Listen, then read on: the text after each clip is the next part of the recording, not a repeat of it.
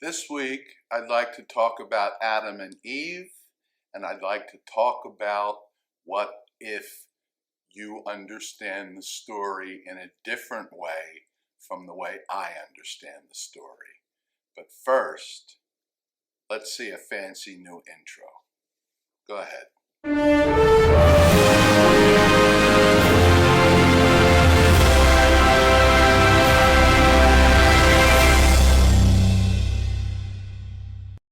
Shalom, my friends. Yes, that was a new intro to our little Shabbat Shalom videos. Let me know if you liked it in the comments below, or if you preferred the older, plain black and white Shabbat Shalom screen. I'd be curious to hear what you think.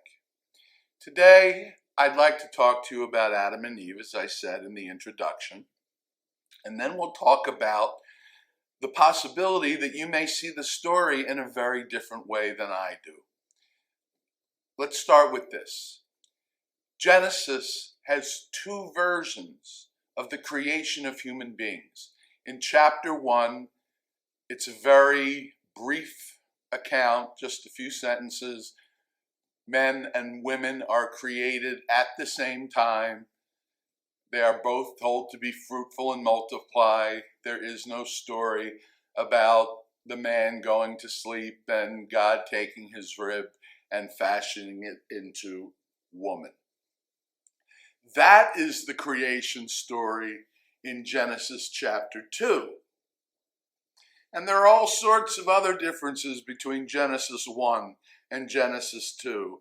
Genesis 1, we start with animals and work our way up to human beings.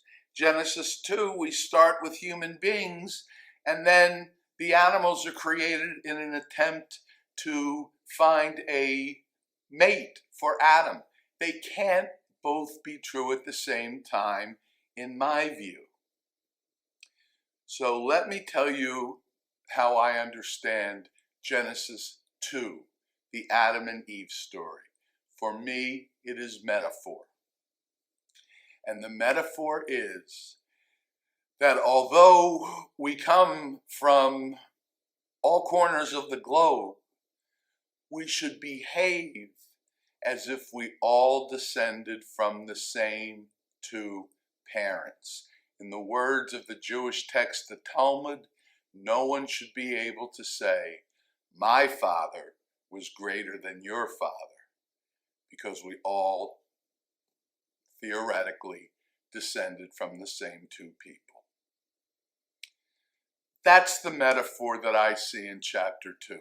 Now, you may take it more literally, or maybe you don't take it literally, but your understanding is different from mine. That's the second thing I'd like to address today. The prophet Jeremiah compares God's word to a hammer that strikes a rock and splinters it. And one of the comments on that verse says, that's why people can read the Bible and the same verse can have many interpretations. To quote the Talmud once again, there are 70 faces to the Torah. So the way you understand it and the way I understand it might be identical. They might not be identical. They might be in complete contradiction to one another. That's okay. What counts is that we are all walking in God's ways. We've discussed this before. It simply means to do what is right and just.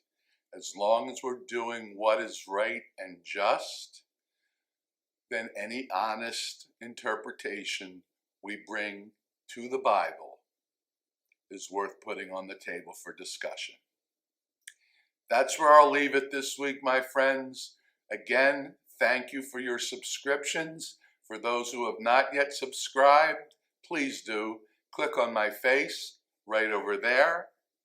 Or to see the last video I released, click on its icon right over there. As ever, until next time, Shabbat Shalom.